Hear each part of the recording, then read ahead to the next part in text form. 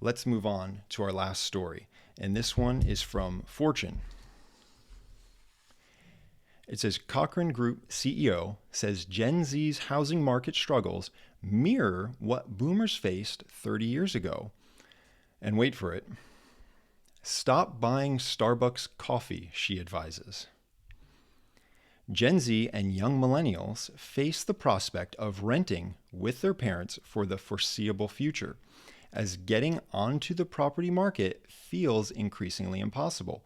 However, Corcoran Group CEO Pamela Liebman, who has weathered 40 years in real estate, says today's struggles are no more extraordinary than those faced by other generations. She has witnessed major crashes and numerous market shifts. So we didn't get into the exact comparison yet, but this is the CEO, a tenured CEO of one of the most well-known real estate companies in America, and she's saying every generation has its problems. Every generation has some sort of problem.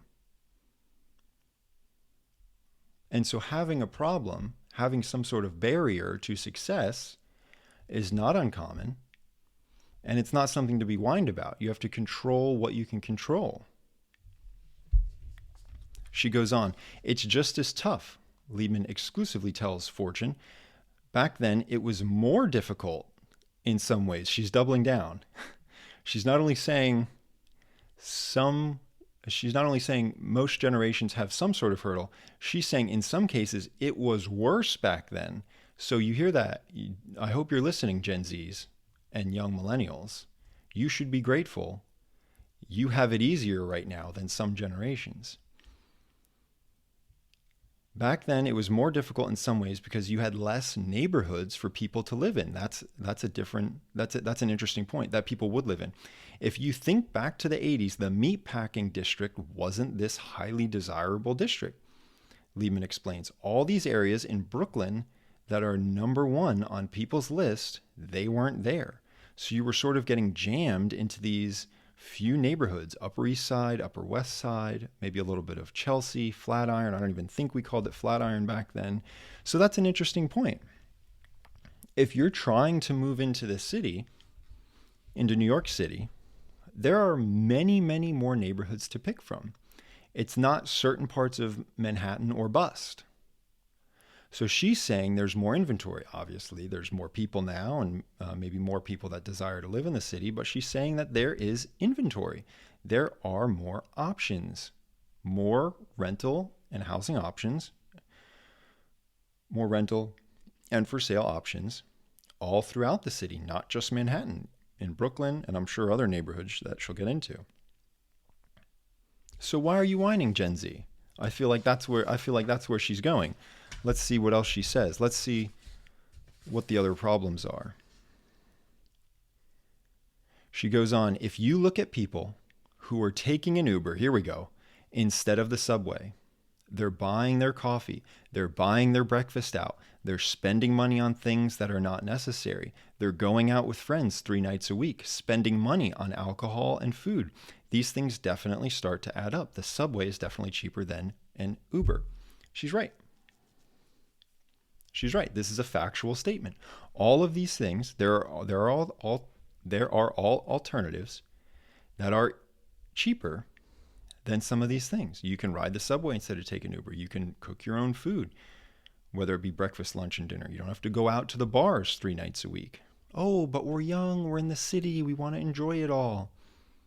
Is going out to the bar 3 nights a week as opposed to 1 night a week really going to make you enjoy your city experience that much more when you're in your early 20s? I don't think so. Some people may say yes. I don't think so.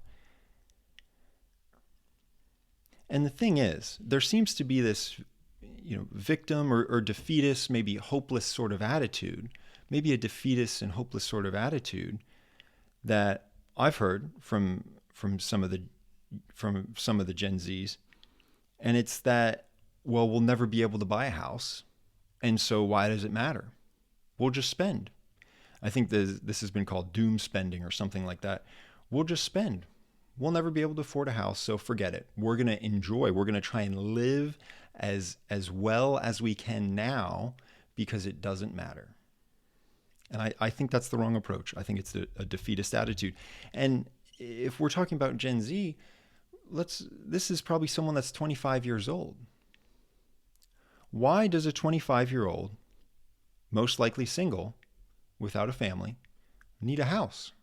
Why do they need to so aggressively get into the real estate market? This is not the 1950s. They don't have 2 kids already at age 25. I don't think a house is necessary. I would say to them, well, you have a good 10 years before you need to consider buying a house. So don't get down on yourself now. What are you going to do over the next 10 years? I know it's hard to think that way. I know it's hard to look out that far no matter what age you are. What are you going to do over the next 10 years to put yourself in a good position to buy a house where you want, in a reasonable place that fits your income? Personally, my wife and I didn't get a house until we were into our 30s. We delayed it. It wasn't necessary.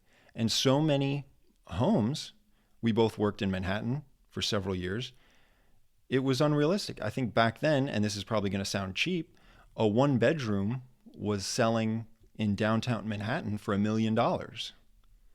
That's probably very cheap now. For all I know, that's probably $1.5 or $2 million. I don't want to know what the price is.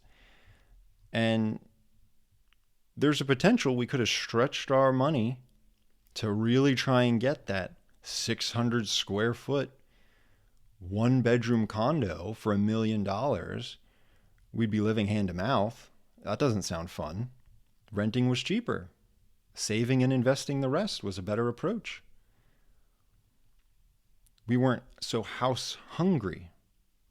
In fact, we waited until after our first child was born to really seriously start looking at houses.